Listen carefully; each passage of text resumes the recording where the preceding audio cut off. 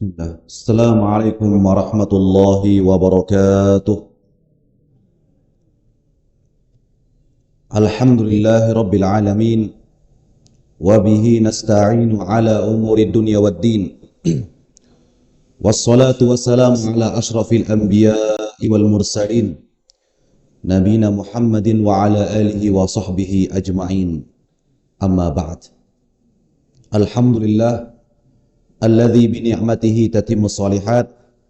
Segala puji bagi Allah Subhanahu wa taala, hingga malam ini Allah masih memberikan kita kesehatan, kesempatan, keluangan waktu sehingga kita bisa berkumpul kembali untuk kita sama-sama mudzakarah, sama-sama mempelajari syariat yang Allah turunkan kepada kita, dan ini merupakan sebagai bentuk ittiba, mutabaah kita kepada Rasulullah Sallallahu Alaihi Wasallam dengan mempelajari sunnah-sunnah beliau.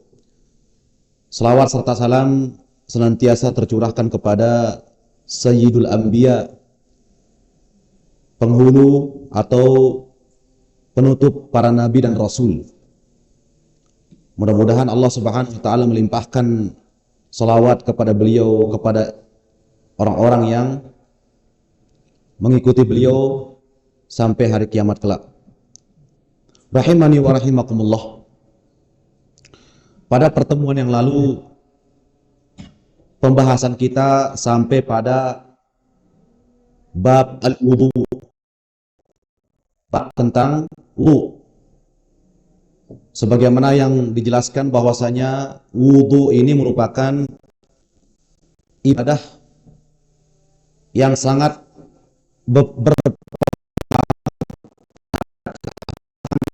sholat kita, kesempurnaan ibadah sholat kita. La tuqbalu sholatu illa Nabi SAW bersabda, salat tidak akan diterima kecuali dengan berwudu. Wala shadaqatun min gulul, dan Allah tidak akan menerima sedekah dari harta gulul, harta khianah atau harta haram. Rahimani wa rahimakumullah. Sedikit kita mengulang tentang perkara-perkara yang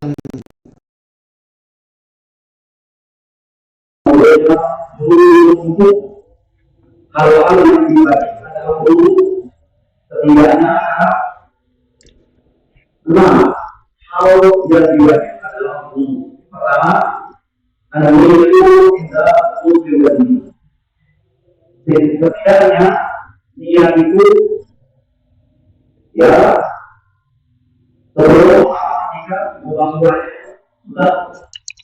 ada niat hati kita untuk angkat atau menjalankan ada itu merupakan dan yang kedua, Nabi bersabda, la wudu'a liman lam yadhkurismallah. Wudu seseorang tidak akan diterima atau tidak sah kecuali dengan membaca bismillah terlebih dahulu. Kemudian kewajiban berikutnya dalam wudu wa ghuslul wajhi, membasuh wajah dengan sempurna. Ya, sempurna dari ujung atas ke bawah maupun dari kanan ke kirinya sempurna. Ya.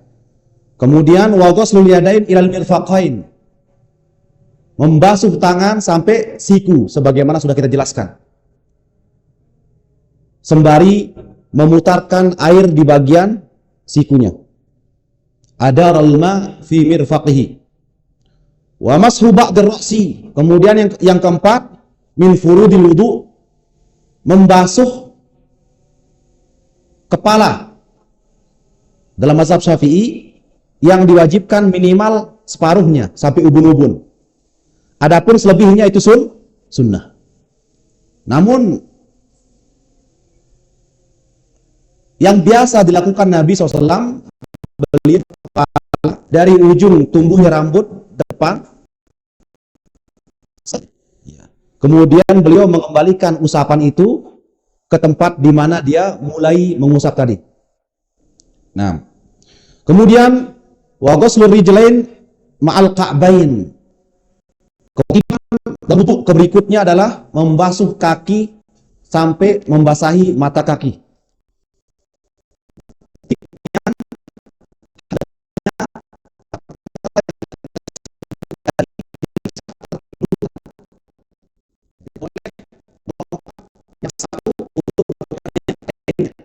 Ini perkara yang diwajibkan dalam wudhu. Ini oleh para ulama sunanul wudhu,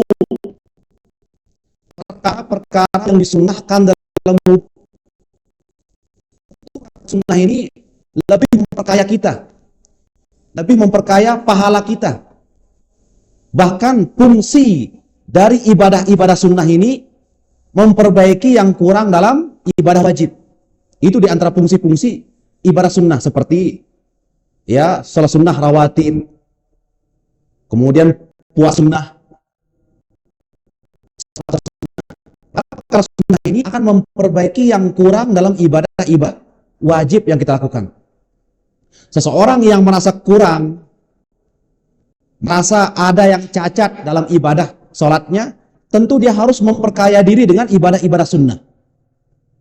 Ada sholat sunnah qobliyah, ba'diyah, sholat sunnah wudhu, sholat sunnah tahiyatul masjid. Ini akan memperbaiki yang kurang dalam ibadah wajib. Yang merasa kurang dalam ibadah puasa Ramadan, maka iringi kembali. Lanjutkan dengan puasa-puasa sunnah. Dan seterusnya. Nah, di antara perkara-perkara yang disunnahkan dalam wudhu, setidaknya ada 10. Pertama, ya, wa ghuslul kaffain qabla idkhalihima fil ina.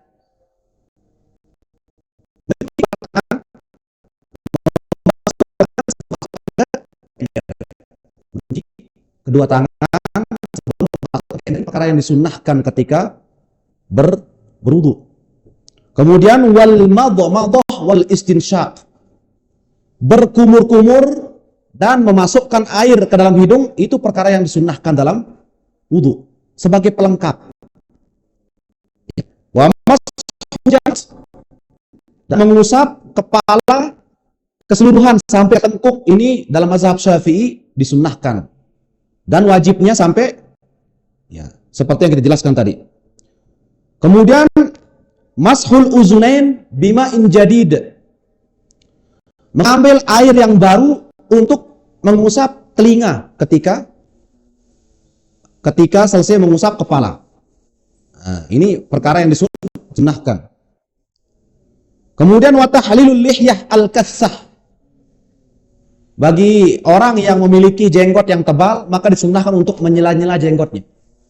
Ini perkara yang disunnahkan, tahlil al-lihyah al-kassah. Ya, terutama yang punya jenggot tebal. Ya, disunnahkan untuk menyela-nyela jenggotnya. Ya, kemudian wa takhlilul asabi' al-yadain warijlain. Perkara yang disunnahkan juga, usahakan untuk menyela jari jemari ketika berwudu, ketika membasuh tangan, maka jangan lupa untuk menyela atau menggosok celah-celah jari jemari, tangan maupun kaki. Wat taharatu salasan. Dan perkara yang disunnah adalah perkara yang disunnahkan dalam wudu, membasuh 3 kali masing-masing anggota wudu. Ini perkara sunnah. Wajibnya hanya sekali. Ya, wajibnya hanya sekali, membasuh wajah sekali, tangan sekali. Tapi disunnahkan untuk membasuhnya masing-masing 3 kali, kecuali kepala hanya sekali. Ya. Kemudian rahimani wa rahimakumullah,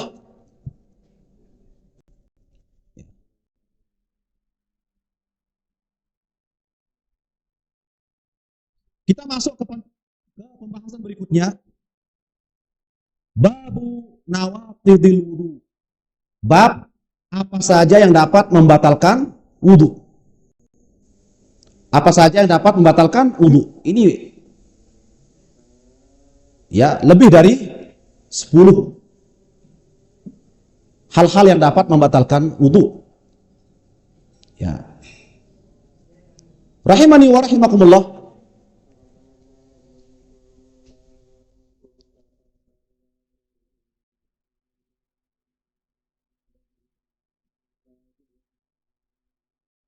Yang pertama, perkara yang membatalkan wudu, ma kharaja minas sabilaini.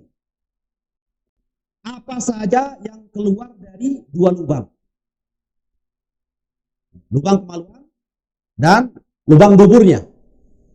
Entah yang keluar berupa kotoran, berupa nanah, berupa darah, atau misalkan arak dengan ya keceplos, kelolosan yang masuk kelereng, yang keluar kelereng, maka itu membatalkan wudhu.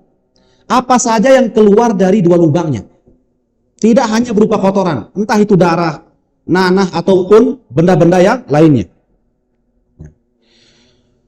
An Sufyan bin Asal radhiyallahu anhu, dari sahabat yang mulia Sufyan bin Asal, kana Nabi sallallahu ya'muruna idza kunna safaran alla nanzi'a khifafana salasata ayyam wa layalihinna illa min janabah walakin min dha'itin wa naumin.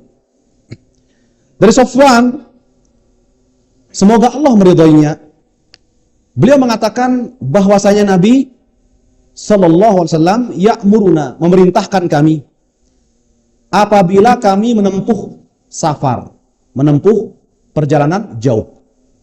Nah,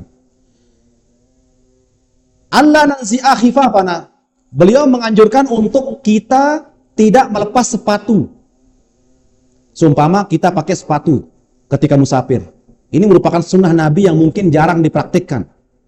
Nabi memerintahkan kami untuk tidak melepas sepatu selama 3 hari 3 malam saat kami sedang musafir. Nah, dan tentu sepatu yang boleh diusap sebagai pengganti untuk membasuh kaki ketika wudhu. Jadi ketika wudhu nggak perlu dilepas sepatunya, cukup diusap bagian atasnya. Namun sepatu seperti apa? Para ulama menjelaskan tidak semua sepatu yang dipakai boleh diusap atasnya. Namun yang dimaksud di sini adalah al-khuf.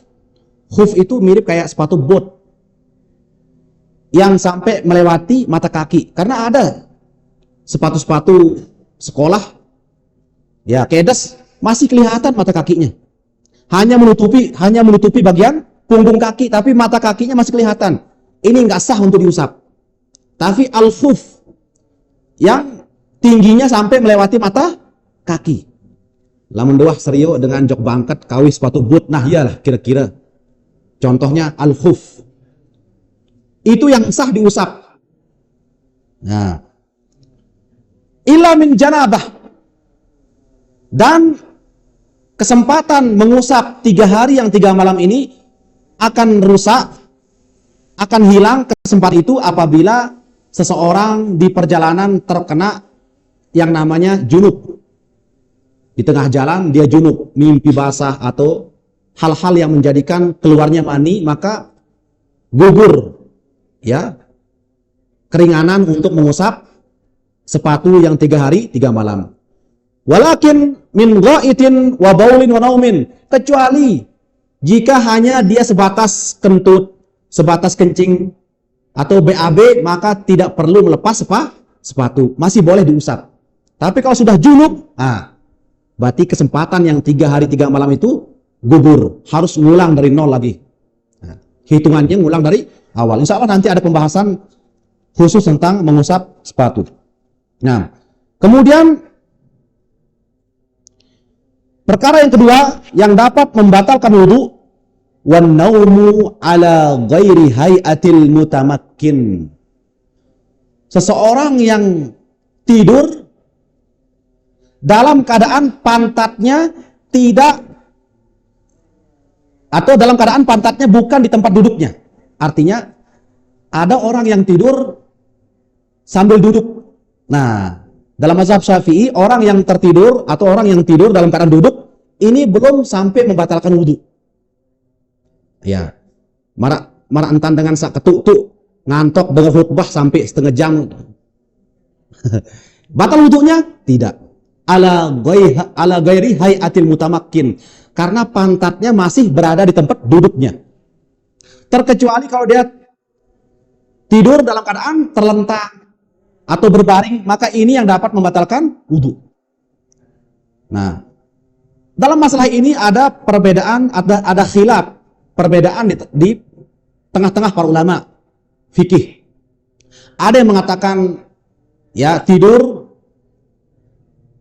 terlelap ataupun tidak, ini tidak membatalkan wudu. Jadi pendapat yang lemah. Dan kita mengambil pendapat yang kuat. Seseorang apabila tidurnya sampai menghilangkan kesadarannya, ya, tidur ngorok, dengkur, sudah terdengar suara ngoroknya, berarti ini sudah menghilangkan kesadarannya. Maka ini dapat membatalkan wudu. Ya. Karena ada orang juga meskipun pantatnya masih di lantai, tidur dalam keadaan duduk saat khutbah, sampai terdengar suara dengkurnya, suara ngoroknya. Nah, pada saat sholat diiqamahkan, ikut dia sholat. Dia merasa bahwa bahwa wudhunya tidak batal. Padahal pendapat yang paling kuat dalam mazhab Hambali, tidur yang sampai menghilangkan kesadaran itu membatalkan wudhu. Namun masih sekedar ketuk-tuk, nah, itu masih terdengar sesuatu yang ya masih terdengar sesuatu di sampingnya. Makanya sebuah kaidah dari hadis Nabi sallallahu alaihi wasallam mengatakan an-naumu wika'us sahih.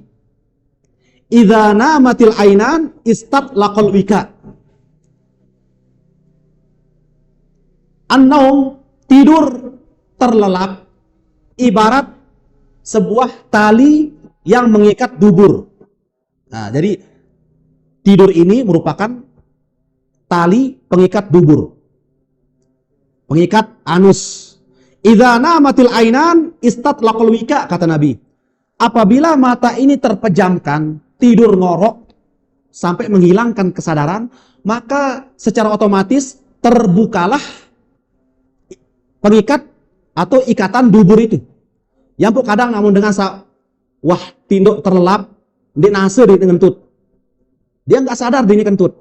Itu menunjukkan tidur terlelap itu dapat membuka ikatan duburnya, sehingga tanpa sadar dia ya kentut saat tidur. Maka ini sebagai patokan bahwa tidur terlelap itu dapat membatalkan wudu.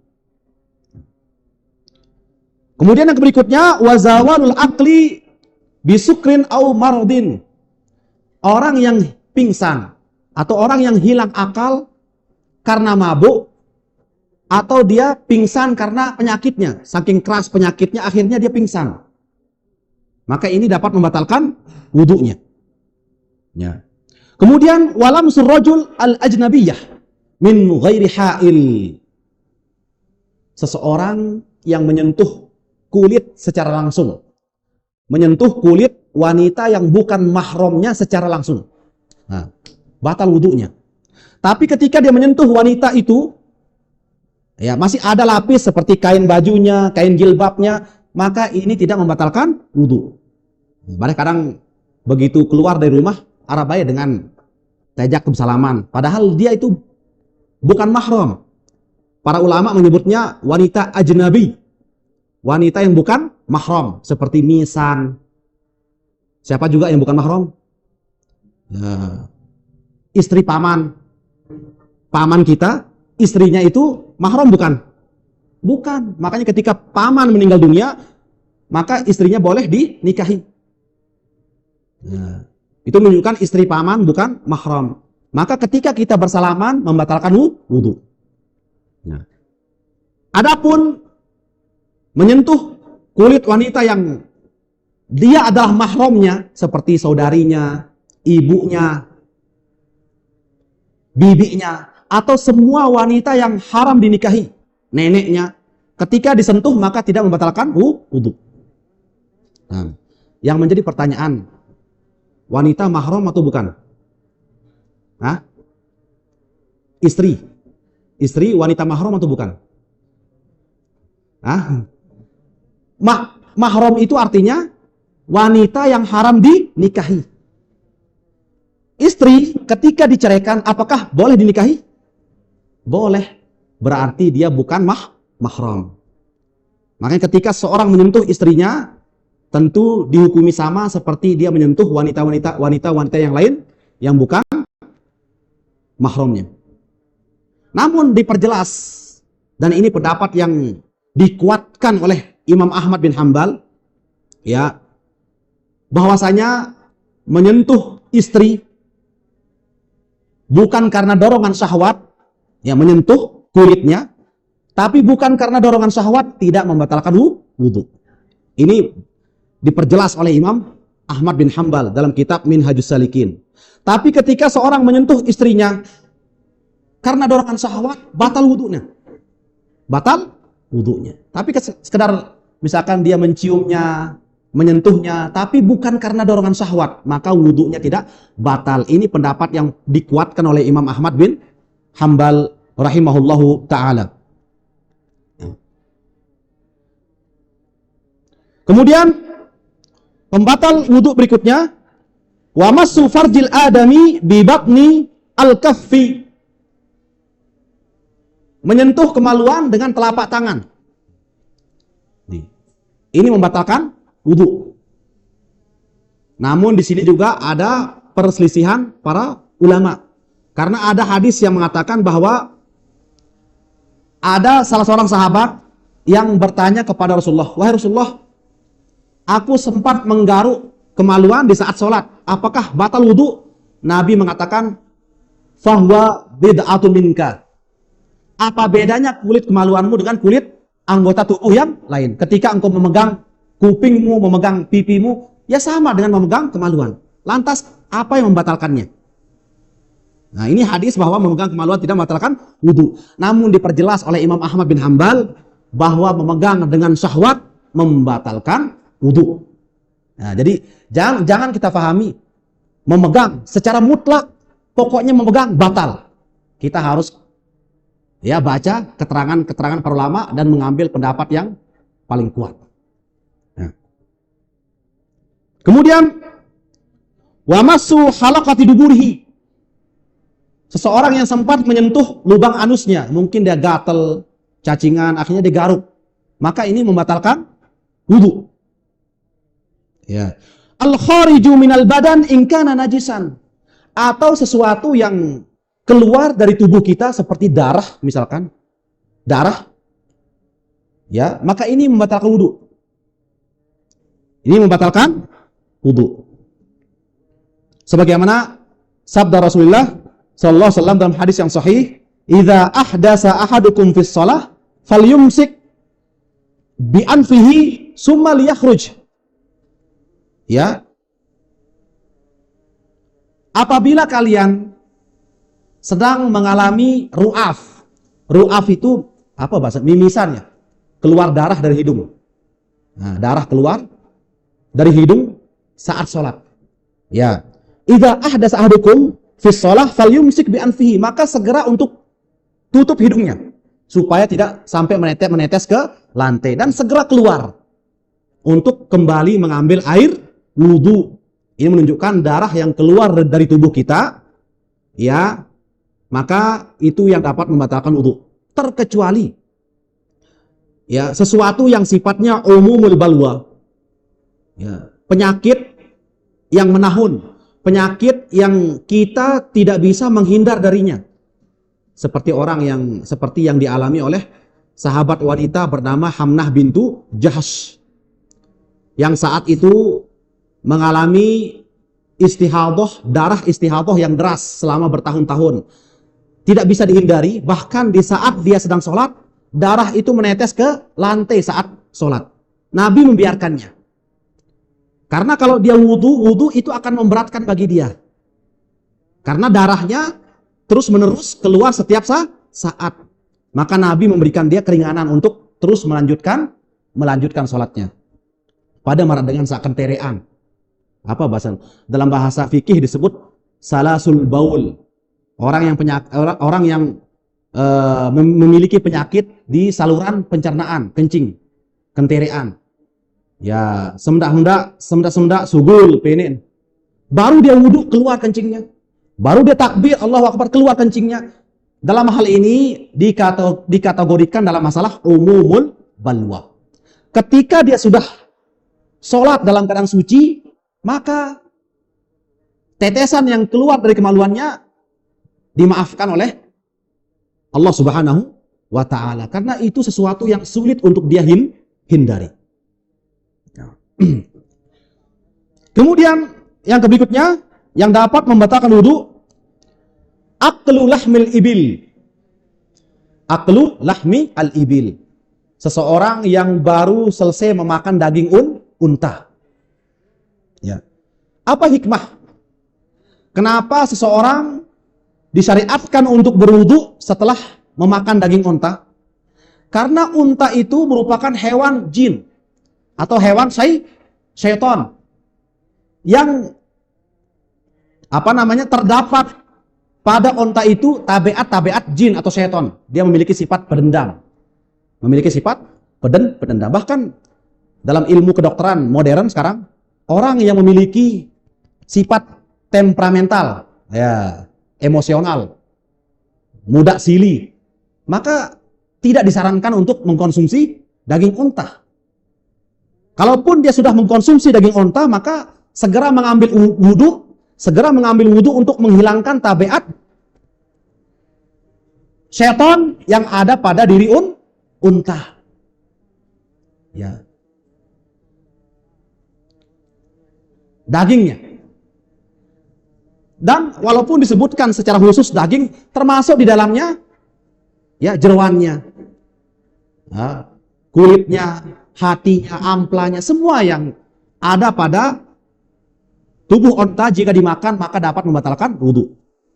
Ya. Kalau kencingnya gimana? Batal wudu minum kencing unta? Pernah dengar hadis ketika Nabi memberikan saran kepada seseorang untuk minum kencing unta. Seseorang yang mendengarkan hadis ini sekilas dia mengatakan, "Aduh, segerah." Padahal ini hadis yang sahih. Saat itu ada salah satu qabilah disebut dengan suku Urainah. Suku Urainah ini suku yang menetap di pinggir ya negara Saudi. Ya. Suku Urainah ini biasa datang ke kota Madinah untuk ikut berdagang. Ya, berdagang di kota Rasul Madinah.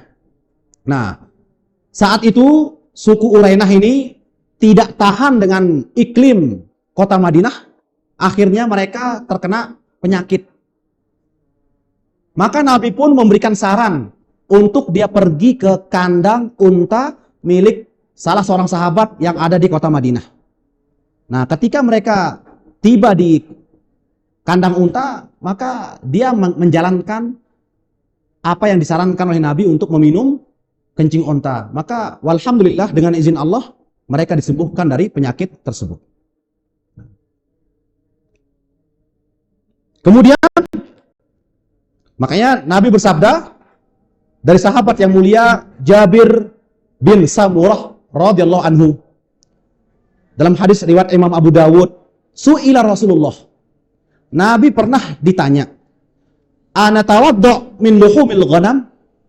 Wahai Rasulullah, apakah kita harus wudu setelah memakan daging kambing? Apa jawaban Nabi? In syi'ta. Terserah engkau. Kalau mau wudu silahkan, enggak juga enggak masalah. In syi'ta, terserah engkau. Wa qala ana tawaddu min luhumil ibil? Qala na'am. Wahai Rasulullah, apakah kita harus berwudu setelah memakan daging unta?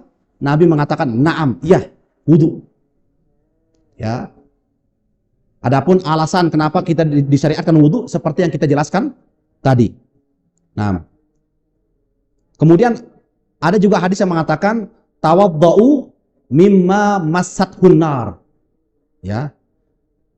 Tapi ini perintah di sini hanya dihukumi sunnah, bukan kewajiban. Sunnah. Jika engkau ingin wudhu silahkan, enggak juga masalah. Namun Nabi mengatakan anjuran untuk berwudhu setiap kali kita memakan daging-daging yang dibakar. Mimma masat hunar. Makan sate misalkan atau apa ya, daging hati yang dibakar, ya, daging yang dibakar. Nabi menganjurkan untuk berwudhu. Tapi bukan suatu keharusan, hanya sunnah. Nah. Kemudian di antara perkara yang dapat membatalkan wudu, taghsilul mayyit. Seseorang yang baru selesai memandikan mayit.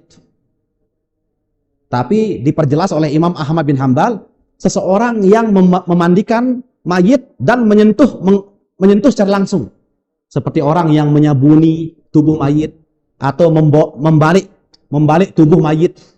Adapun orang yang ikut hanya sekedar ngambil air, tukang nyedokang, tukang apa istilah?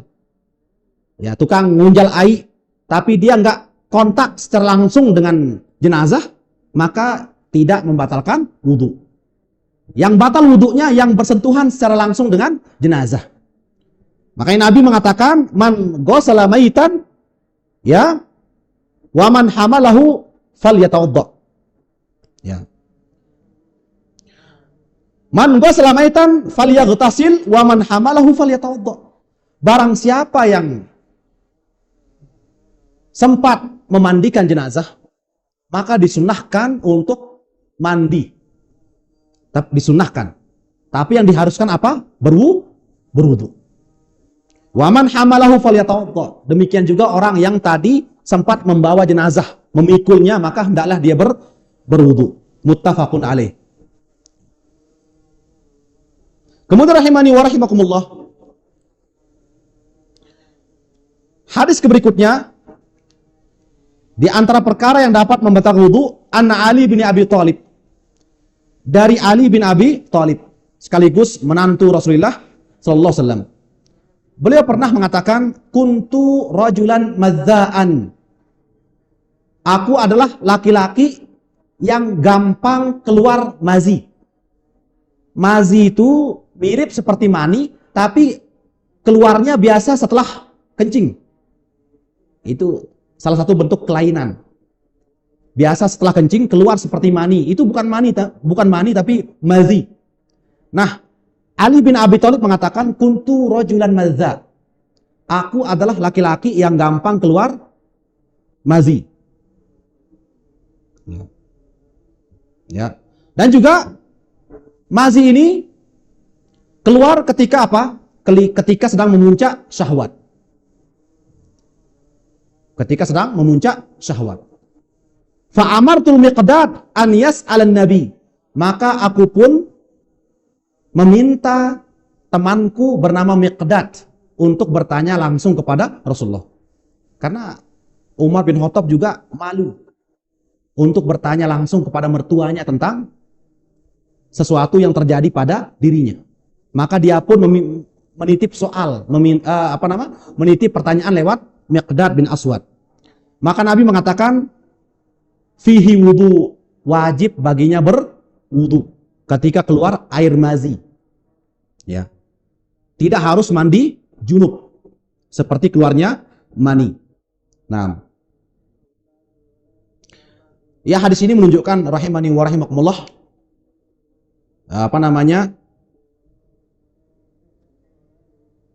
seseorang jangan sampai rasa malu menghalangi dia untuk bertanya tentang suatu kebenaran. Ya, makanya Nabi pernah memuji wanita Ansor. Ya. Sebaik-baik wanita adalah wanita Ansor. Lam yamna'hunal haya an yatafaqqahna fid din. Rasa malu mereka tidak menghalangi untuk bertanya kepada Rasulullah. Rasa malu tidak menghalangi, akhirnya maka mereka banyak bertanya kepada Rasulullah SAW. Nah, kemudian ya, begitu juga keluarnya air wadi namanya. Nah, wadi ini yang sesungguhnya keluar setiap selesai kencing. Dia keluar setiap selesai kencing wadi. Itu wadi namanya. Kalau mazi ini keluarnya ketika syahwat itu memuncak. Nah, namun Di antara 3 air ini, mani, mazi, wadi, hanya satu yang mewajibkan mandi junub. Apa? Keluarnya mani. Adapun mazi, wadi hanya mewajibkan wudu. Nah, kemudian rahimani wa rahimakumullah, yang berikutnya, hadis ini mengajarkan kepada kita untuk jangan mudah terpengaruh dengan penyakit was-was.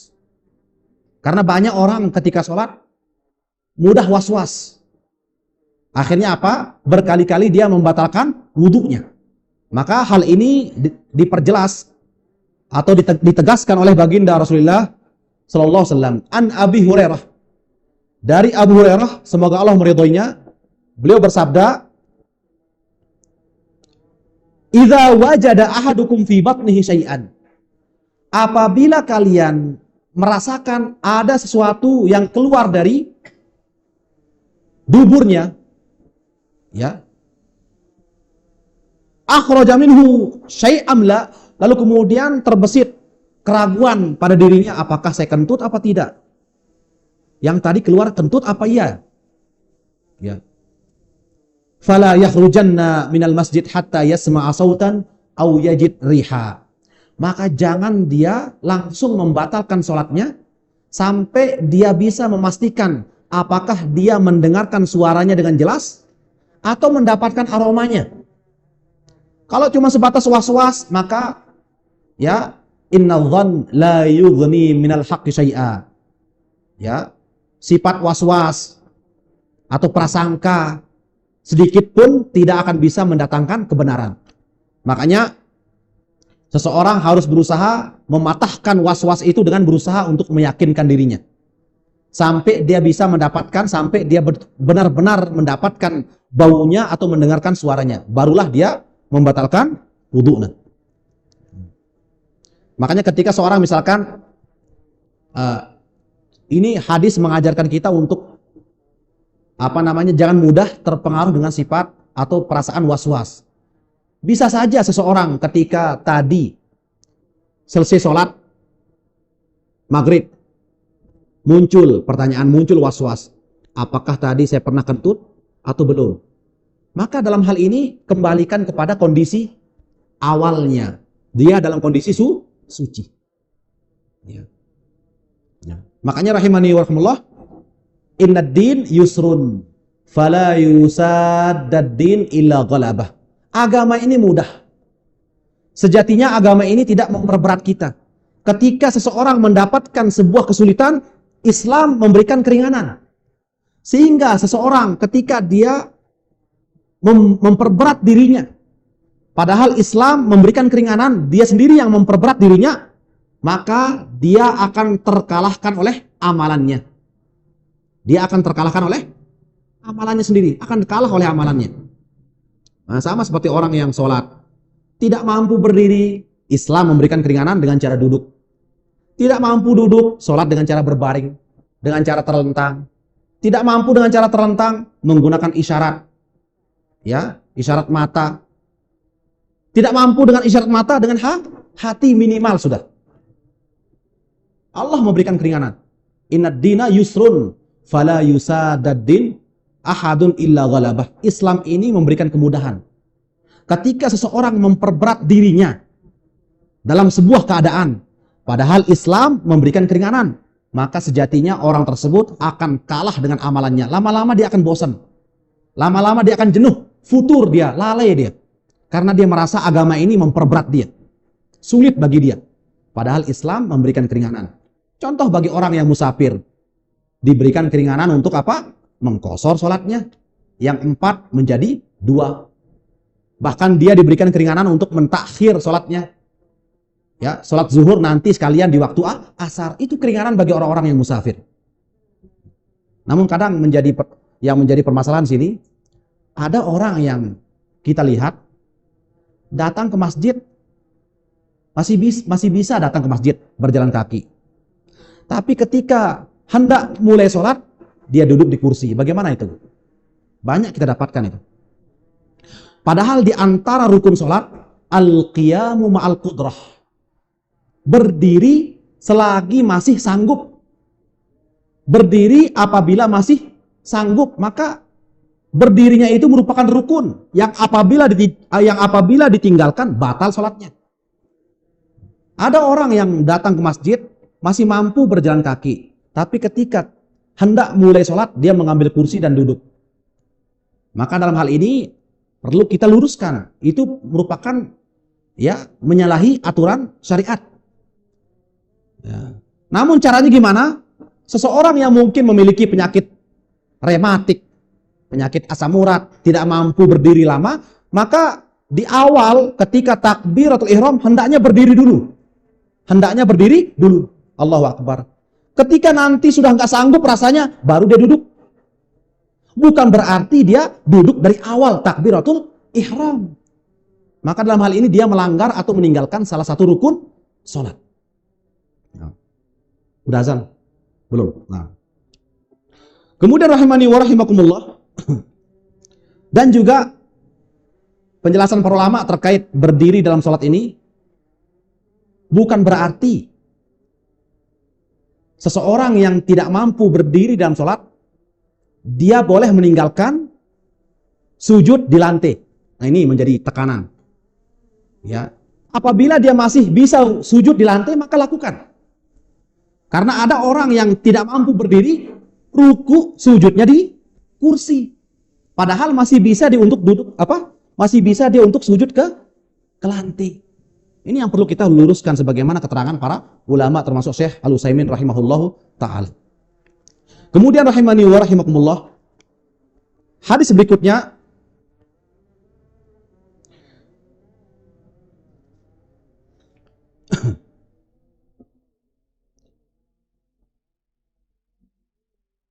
tentang adab-adab untuk qada hajat. Adab ketika seseorang hendak bersuci. Taib azan dulu fadhol.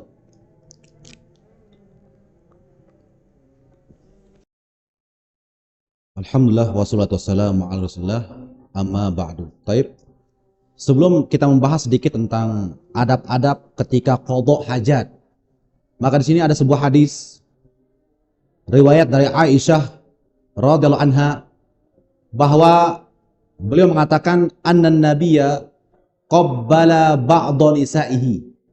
Nabi pernah mencium beberapa istrinya, summa kharaja ila shalah wa lam yatawadda.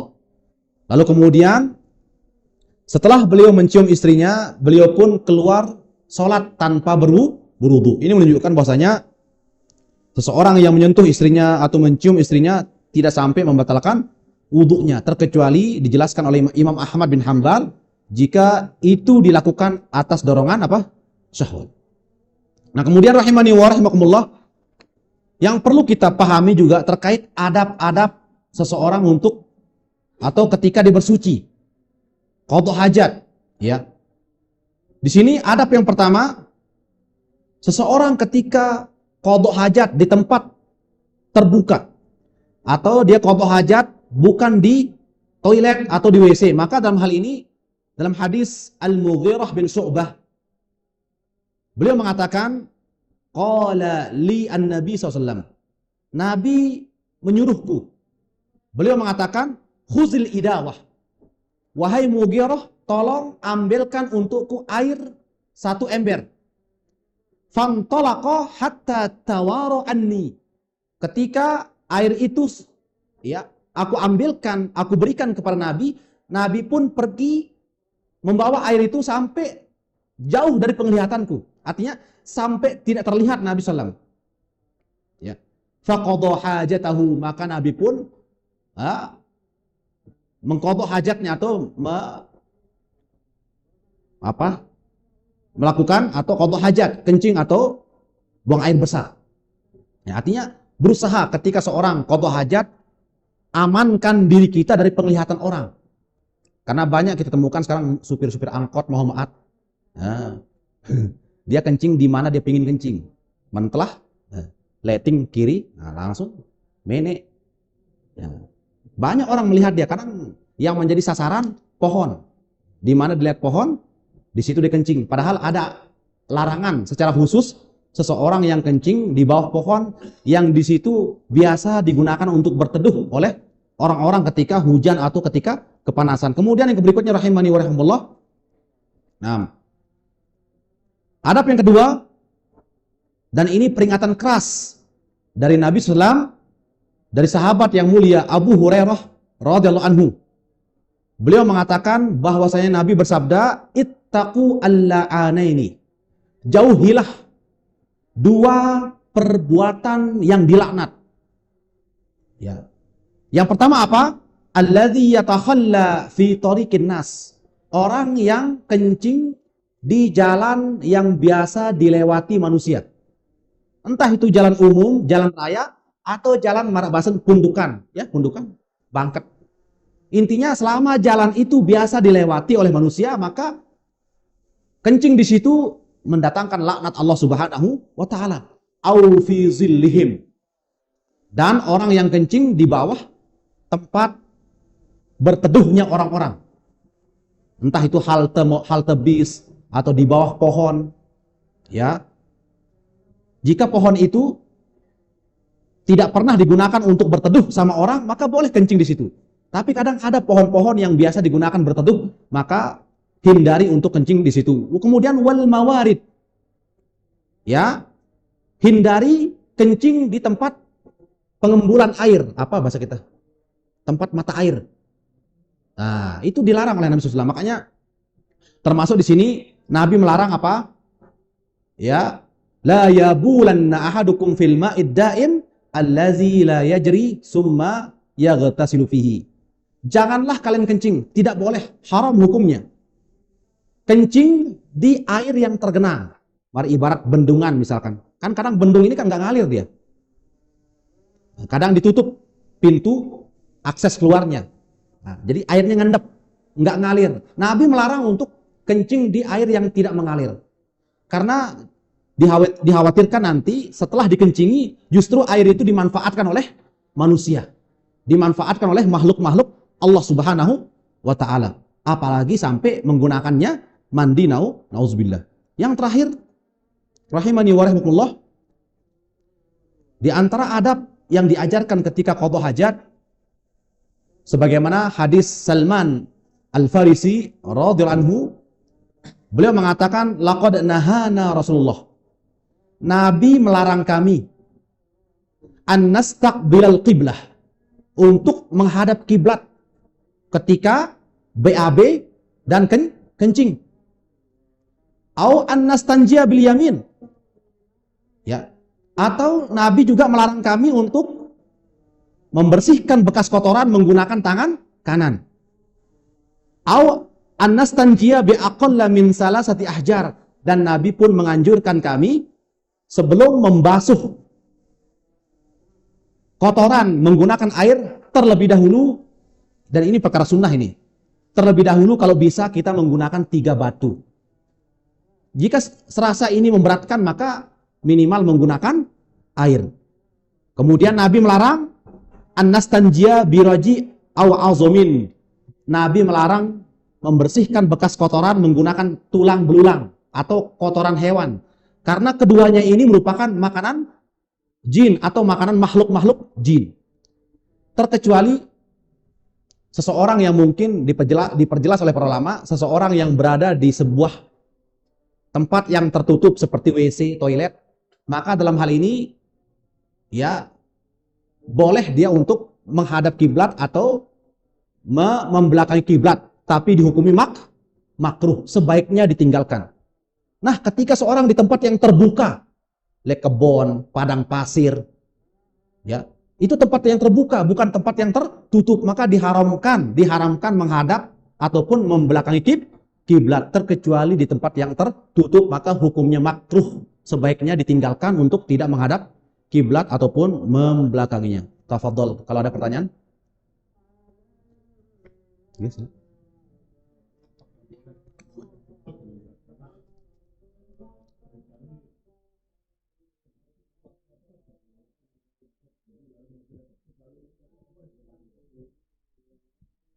Dalam sebuah hadis yang sahih, ya, riwayat Imam Muslim, Nabi bersabda, La salata bihadratit ta'am wala huwa yudafi'ul ahbathan. Tidak ada salat, ya, tidak ada salat bagi orang yang menahan kotoran, ya, termasuk di sini menahan kentutnya, menahan kencingnya, menahan BAB-nya saat sholat, atau dia sedang dihidangkan makanan, lalu kemudian dia sholat, sampai menjadikan dia tidak khusyuk. Aneh. Lamun suwe imam nengke ujulan buik pada kandok no kan. Artinya Nabi mengatakan tidak ada sholat. Banyak orang salah memahami hadis ini, berarti nggak sah sholat kita. Bukan itu maksudnya. Maksud ucapan Nabi la sholata, artinya perkara-perkara itu dapat mengurangi pahala sholatnya. Perkara-perkara itu dapat mengurangi kesempurnaan sholat. Tetap sah sholatnya tapi kurang sempurna. Gara-gara nahan kentut, nahan kencing, nahan BAB. Atau saat hidangan makanan sudah disiapkan, dia memilih untuk sholat. Padahal dia lagi lapar. Sampai-sampai menghilangkan konsentrasinya dengan makanan yang sudah dihidangkan. Tapi para ulama mengatakan, seumpama dia masih kenyang, ya, belum memikirkan makanan, walaupun sudah terhidangkan makanan, para ulama mengatakan sebaiknya untuk mendahulukan sholat. Maksud dalam hadis ini, wah, ketepatan ya lapah, makanan terhidangkan. Nah, tetejak sholat siapin balik. Nah ini kan la sholata, kesempurnaan atau dapat mengurangi kesempurnaan sholatnya. Itu saja.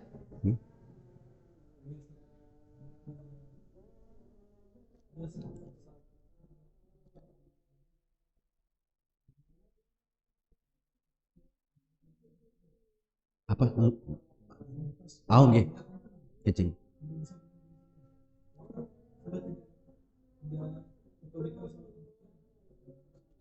Artinya orang yang kena penyakit salasul baul, ya, kenterean maksudnya, dia tetap sholat. Bukan berarti kewajiban sholat gugur. Tetap wajib sholat bagi dia, tapi sholat semampunya. Ya, seperti yang dijelaskan oleh para ulama, jika seseorang benar-benar terkena penyakit salasul baul, kena penyakit di saluran pencernaan, membuat dia, ya, mengeluarkan kencing dalam waktu yang singkat, artinya dalam waktu semendak ini, gitu, sebentar-bentar kencing, maka dalam hal ini tetap dilanjutkan sholatnya, walaupun kencingnya menetes saat dia sedang sholat. Paham kira-kira insya Allah? Nah, beda.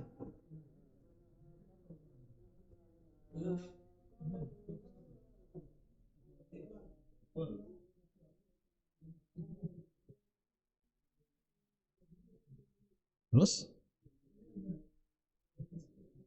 Iya, berarti ya itu termasuk di antara penyakit di saluran pencernaan yang di saluran kemih, sama seperti dihukumi sama seperti seorang wanita yang memiliki penyakit istihadhah setiap saat, karena itu membuat dia sangat berat.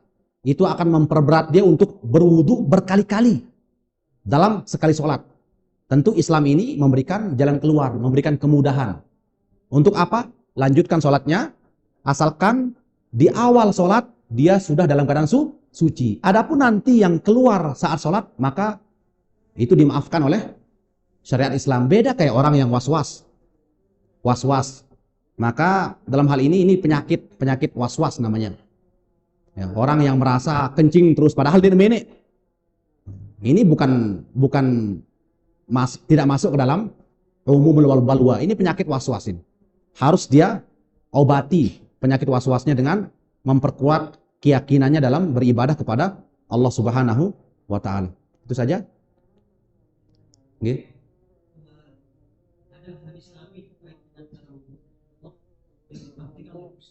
Nggih.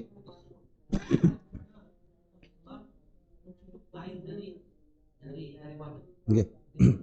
Nah, tapi dalam tafsir ini memasukkan kayak bulan pada kalau pula di Nggih. yang praktik terapi itu air jas kurang untuk Sebenarnya rahimani wa rahimakumullah, masalah hadis tentang apa namanya idza kana al-ma kullataini lam yahmil khabas. Ini panjang penjelasan para ulama, di antaranya apabila air itu sudah mencapai 2 kullah. Ya, 2 kullah. Maka air yang 2 kullah ini kalau dihitung secara liter 500 liter itu 2 kullah. Apabila air sudah mencapai 2 kullah 500 liter, maka tidak akan bisa terpengaruh oleh kotoran atau najis. Tetap dihukumi suci. Namun diperjelas oleh para ulama, meskipun air itu sudah mencapai 2 kullah, tapi dengan masuknya kotoran atau bekas manusia membuat berubah 3 sifatnya. Berubah warnanya, berubah aromanya, berubah rasanya, maka sudah disebut mustakmal. Tapi jika pemakaian manusia itu tidak menjadikan berubah 3 sifatnya, maka belum dikatakan mustakmal. Ini penjelasan para ulama. Jadi masih boleh digunakan. Tapi kalau sudah arak dengan Muhammad menggunakan air ember untuk berwudu, berkumur-kumur, ternyata tadi dia sudah mama, tuh mama kelorang lekok buah, berkumur-kumur jatuh di situ, akhirnya berubah warna jadi beak misalkan, jadi kuning, maka ini mustakmal, dia sudah berubah sifatnya. Oke, silakan.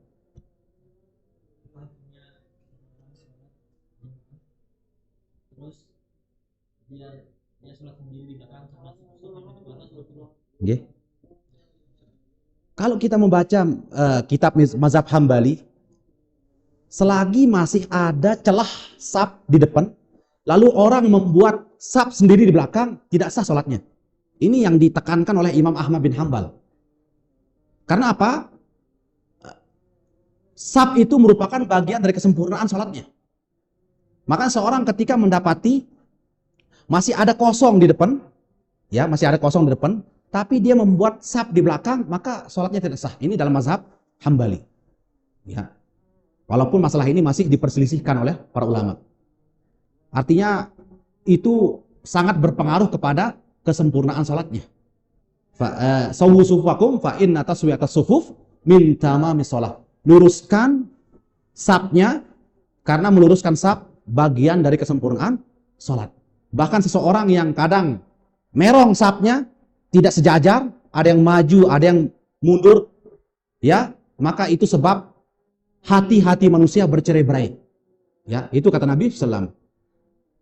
Bercerai-berainya saf menjadikan bercerai-berainya hati-hati manusia. Tahsabuhum jami'an wa qulubuhum syatta. Ruang doang kumpul, tapi hatinya bermusuhan.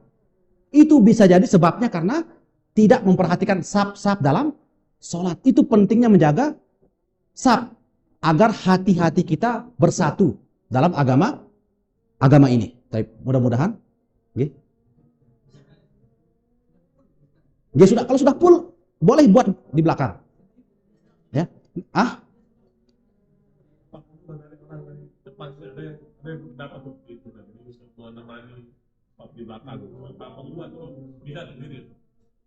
asal sendiri. Kenapa? Kalau dia menarik orang di depan, justru akan membuat celah lagi.